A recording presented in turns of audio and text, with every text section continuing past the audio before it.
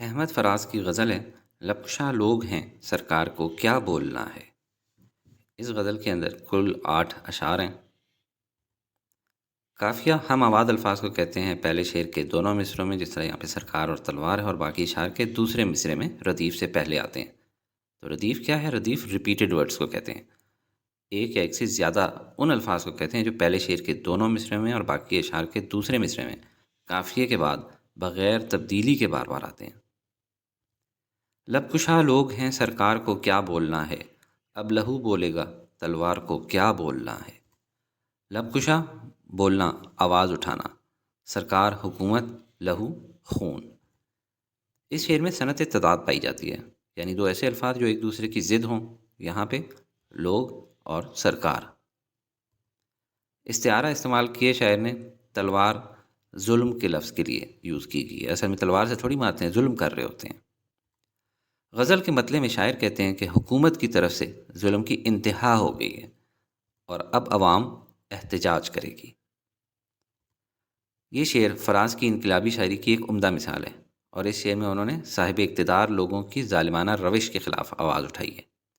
عام قاعدہ تو یہ ہے کہ حکومت بولتی ہے، یعنی حکم دیتی ہے، قانون بناتی ہے، اور عوام خاموشی سے حکومت کی ہر بات، ہر حکم کو تسلیم کرتے رہتے ہیں اور ہر ظالمانہ قانون کو مجبوراً مان لیتے ہیں۔ لیکن اب ایسا نہیں ہوگا، کیونکہ ان ظالم حکمرانوں نے ظلم و جبر کی تمام حدیں پار کر دی ہیں۔ اب مظلوم عوام اس ظلم کے خلاف احتجاج کریں گے اور علم بغاوت بلند کریں گے۔ اب عوام کے بولنے کی پاری ہے۔ لہو بولے گا سے مراد ہے کہ احتجاج کے نتیجے میں حکومت عوام پر مزید ظلم کرے گی اور خون بہائے گی، اور یہ بہنے والا خون پکار پکار کر اپنے اوپر ہونے والے ظلم و جبر کی داستان بیان کرے گا۔ مماثل شعر میں آپ لکھ سکتے ہیں، خون پھر خون ہے، گرتا ہے تو جم جاتا ہے، ظلم پھر ظلم ہے، بڑھتا ہے تو مٹ جاتا ہے۔ بکنے والوں میں جہاں ایک سے ایک آگے ہو، ایسے میلے میں خریدار کو کیا بولنا ہے۔ بکنے والوں مطلب فروخت ہونے والوں، خریدار خریدنے والا۔ اس شعر میں صنعت تضاد پائی جاتی ہے، یعنی دو ایسے الفاظ جو ایک دوسرے کی ضد ہوں۔ یہاں پہ بکنے والے اور خریدنے والے۔ شعر میں صنعت امراۃ النظیر کا بھی استعمال کیا گیا ہے۔ کلام میں کسی چیز کا ذکر کرنا اور پھر اس کی مناسبت سے دوسری چیزیں لانا جو متضاد نہ ہو، اپوزٹ نہ ہو، امراۃ النظیر کہلاتا ہے۔ جیسے اس شعر میں بکنے کی مناسبت سے میلے اور پھر خریدار کا ذکر کیا گیا ہے۔ کچھ اور مثالیں دے دوں تاکہ یہ نکتہ آپ کو سمجھ آ جائے۔ نہیں ہے نا امید اقبال اپنی کشت ویراں سے، ذرا نم ہو تو یہ مٹی بڑی زرخیز ہے ساکی۔ کشت ویراں مطلب بنجر زمین، اور نم گیلی، اور مٹی تو مٹی ہے۔ یہ تینوں ایک جیسے الفاظ ہیں جو کہ ایک دوسرے سے مماثلت رکھتے ہیں۔ شوق اگر نہ ہوتا میری نماز کا امام، میرا قیام بھی حجاب، میرا سجود بھی حجاب۔ تو نماز کے اندر قیام بھی ہوتا ہے اور سجدہ بھی ہوتا ہے۔ کشتیاں سب کی کنارے پر پہنچی ہیں امیر، نا خدا جن کا نہ ہو ان کا خدا ہوتا ہے۔ یعنی کشتیاں کنارے سے تعلق رکھتی ہیں، اور نا خدا ملاح یعنی کشتیاں چلانے والا بندہ۔ شاعر اس شعر میں ملک کے غداروں اور عوام کے اصل مجرموں کا ذکر کر رہا ہے، جو اقتدار، دولت دنیا اور عیش و آرام کے لیے اپنے ضمیر بیچ دیتے ہیں اور اعلیٰ عہدیداروں کا ساتھ دینے میں پیش ہوتے ہیں۔ عام طور پہ یہ کام وزیر اطلاعات کیا کرتے ہیں، اس لیے میں نے ماضی قریب کے 3 عدد وزراء کی تصویر لگائی ہے کہ طلباء کو سمجھ آ سکے۔ کسی پارٹی پر کیچڑ اچھالنا مقصد نہیں ہے۔ شاعر اس شعر میں بڑے افسوس کے ساتھ ضمیر فروشوں اور غداروں کی طرف اشارہ کر رہا ہے کہ ہمارے معاشرے کے بے ضمیر لوگوں نے خود ہی اپنے ایمان اور ضمیر کی بولی لگانا شروع کر دی ہے، لہذا خریداروں کے لیے اب کوئی مشکل نہیں رہی ہے، وہ جیسے چاہتے ہیں کم قیمت میں آسانی سے خرید لیتے ہیں۔ یہ ضمیر فروش لوگ حکومت کے حق میں بولتے رہتے ہیں اور حکومت کے ہر جائز ناجائز کاموں کا الٹی سیدھی دلیلوں سے دفاع کرتے رہتے ہیں۔ یہ لوگ وقتی مفاد کی خاطر اپنا ضمیر ان ظالم حکمرانوں کے ہاتھوں بیچ دیتے ہیں۔ بقول شاعر کے ہر شخص کی کوئی نہ کوئی قیمت مقرر ہے، جس کو کہ حکومت ادا کر کے اسے خرید لیتی ہے اور اسے اپنے اغراض و مقاصد کے لیے استعمال کرتی رہتی ہے۔ مماثل اشعار میں آپ لکھ سکتے ہیں، شاہ و وزیر ہی نہیں اب پیر و فقیر بکتے ہیں، لگاؤ دام مناسب تو انسانوں کے ضمیر بکتے ہیں۔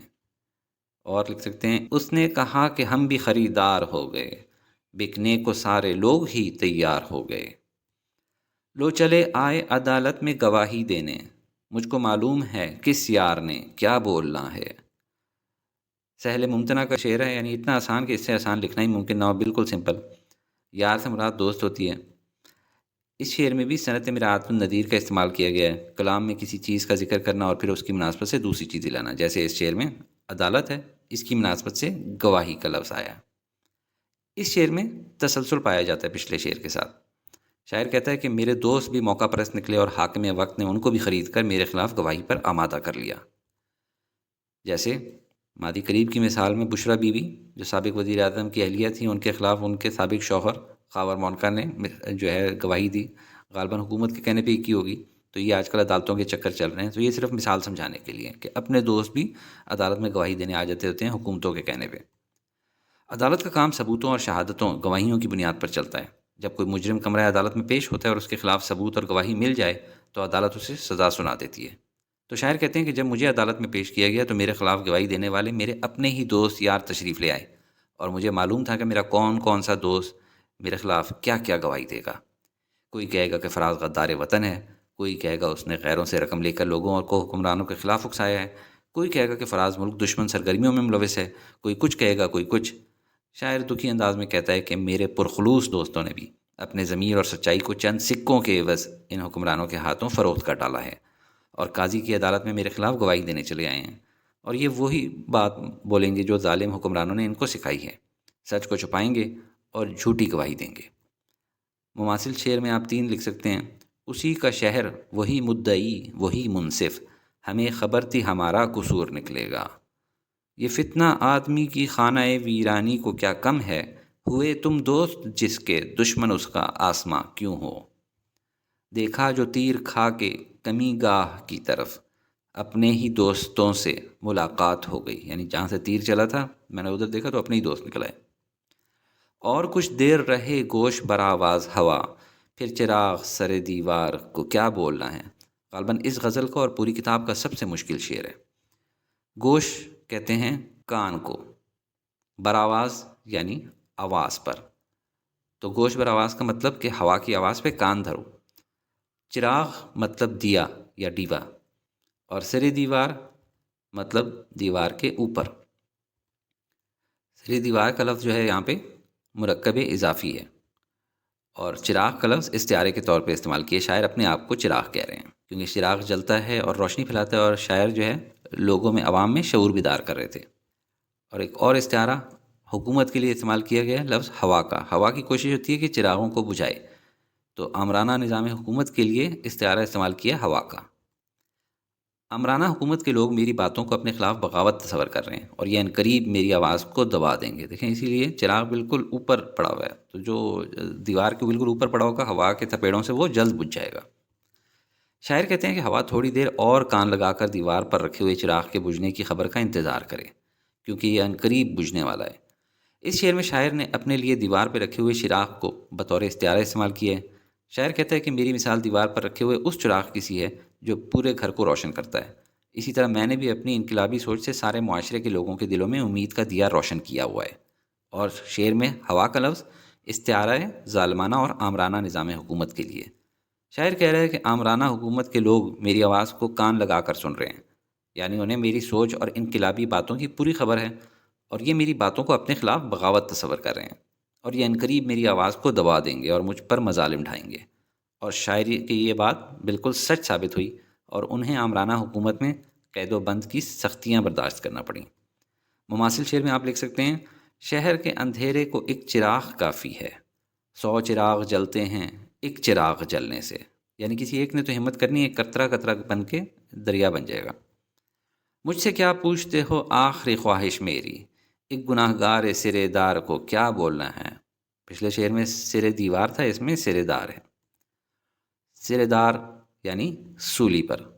آپ نے سن رکھا ہوگا نا، اس کو تختہ دار پہ لٹکا دو، تو دار کہتے ہیں اس کو پھانسی کو، تو یہ فارسی سے نکلا ہے، جیسا کہ اس شعر میں بھی آپ دیکھ رہے ہیں سرے دار کا لفظ استعمال کیا گیا ہے۔ گناہ گار ٹھہرا کر مرنے والے سے آخری خواہش پوچھی جا رہی ہے، جس پہ شاعر طنز کر رہے ہیں، کیونکہ ان کی تو ایک ہی خواہش تھی، آزادی اظہار رائے، جو کہ ان کی موت کے بعد ختم ہو جائے گی۔ گناہ گار کا لفظ شاعر نے استعارے کے طور پہ استعمال کیا ہے۔ شاعر اپنے آپ کو گناہ گار کہہ رہے ہیں کہ مجھے گناہ گار ٹھہرا دیا۔ سرے دار یہ مرکب اضافی ہے، جس طرح پچھلے شعر میں سرے دیوار تھا۔ قاعدہ ہے کہ جب کسی کو پھانسی دی جاتی ہے اور اسے پھانسی دینے کے لیے تختہ دار کی طرف لے جایا جاتا ہے تو اس سے اس کی آخری خواہش پوچھی جاتی ہے۔ شاعر کو بھی کچھ ایسی ہی صورتحال کا سامنا ہے کہ وطن کی محبت اور اظہار رائے کے جرم میں پھانسی کی سزا دی گئی ہے، اور آخری وقت میں اس سے اس کی آخری خواہش پوچھی گئی ہے تو شاعر کہتا ہے کہ مجھ سے میری آخری خواہش کا سوال کیوں کر رہے ہو، جب تم لوگوں کو معلوم ہے کہ میں بے گناہ ہوں اور وطن دوستی کے جرم میں پھانسی چڑھایا جا رہا ہوں، تو میری آخری خواہش کیا ہو سکتی ہے؟ میں تو یہی کہوں گا کہ ظلم و ستم کا یہ سلسلہ بند کیا جائے۔ تو شاعر نے آخری خواہش اس لیے ان کو نہیں بتائی کیونکہ اسے معلوم ہے کہ اس کی آخری خواہش کو ظالم آمرانہ حکومت برا نہیں کرے گی۔ مماثل شعر میں آپ لکھ سکتے ہیں، کون اس دیس میں دے گا ہمیں انصاف کی بھیک، جس میں خونخوار درندوں کی شہنشاہی ہے۔ خلقت شہر تھی چپ شاہ کے فرمان کے بعد، اب کسی واقف اسرار کو کیا بولنا ہے۔ خلقت کہتے ہیں لوگوں کو، شاہ بادشاہ کو کہتے ہیں، حاکم کو کہتے ہیں، فرمان مطلب فرمان جاری کیا، حکم جاری کیا، اسرار راز۔ ظالم حکمران کے خلاف عوام بالکل چپ ہے۔ ظاہر ہے ظالم حکمران سرکاری مشینری پولیس کا استعمال کر کے تکلیف پہنچانے کی طاقت رکھتے ہیں، تو ایسے میں بھلا راز جاننے والے لوگ کیوں راز کھولیں گے جبکہ وہ جانتے ہیں کہ عوام ہمارا ساتھ نہیں دے گی۔ اکثر حکمرانوں کے قریبی ساتھی حکمرانوں کے راز اور کالے کرتوتوں کے ثبوت جانتے ہیں، ان سے واقف ہوتے ہیں۔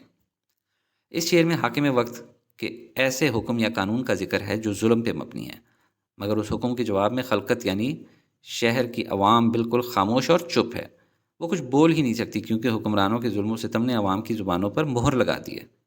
وہ سب کچھ جانتے ہوئے بھی خوف کی وجہ سے خاموش ہیں، اور جب عوام ہی خاموش ہیں تو پھر واقف اسرار یعنی اندر کی بات جاننے والے لوگ جنہیں حکمرانوں کے سارے کرتوتوں کا پتہ ہے، وہ اس ظلم کے خلاف کیا منہ کھولیں گے؟ کیونکہ وہ جانتے ہیں کہ اگر ہم نے حکمرانوں کے کالے کارناموں سے پردہ اٹھایا بھی تو عوام خوف کی وجہ سے ہمارا ساتھ نہیں دے گی، لہذا بولنے کا کوئی فائدہ نہیں ہے۔ اس میں آپ مماثل شعر لکھ سکتے ہیں، دنیا میں قتیل اس سا منافق نہیں کوئی، جو ظلم تو سہتا ہے بغاوت نہیں کرتا۔ وہی جانے پس پردہ جو تماشا گر ہے، کب کہاں کون سے کردار کو کیا بولنا ہے، یعنی سٹیج سیٹ کیا جا رہا ہے، اس طرح کا دکھا رہے ہیں۔ پس پردہ پردے کے پیچھے، تماشا گر تماشا لگانے والا، اور کردار اداکار۔ دیکھیں آگے تو کردار ہوتے ہیں، اصل میں جو پلان کر رہا ہوتا ہے، جو ڈائریکٹر ہوتا ہے، وہ پردے کے پیچھے سے اشارے کر رہا ہوتا ہے۔ تو شاعر کہتے ہیں ملک میں ہونے والے ظلم و ستم کے پیچھے چھپے ہوئے ہاتھ کوئی اور ہیں جنہوں نے ہمارے حکمرانوں کو خرید لیا ہے۔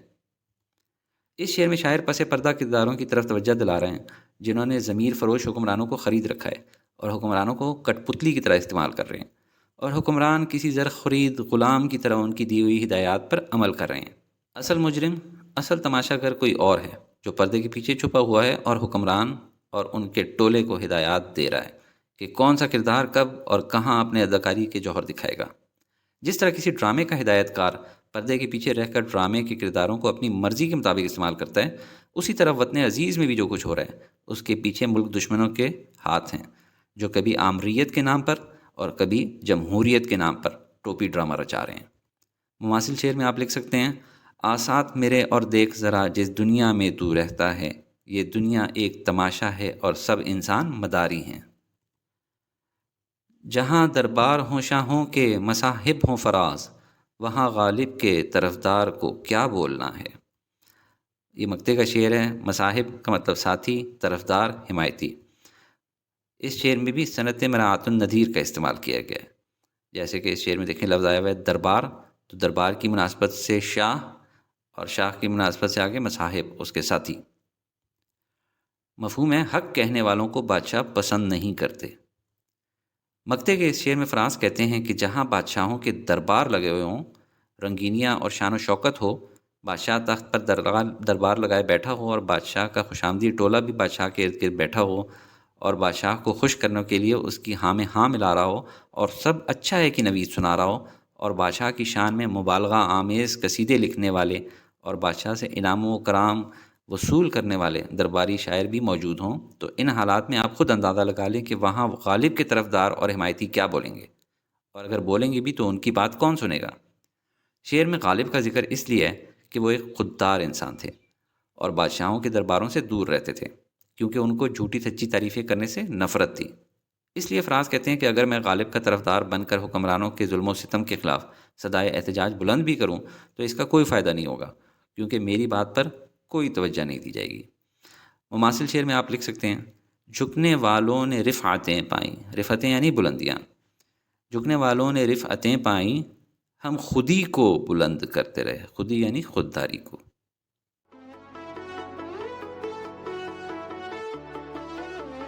Study with me, a learning experience.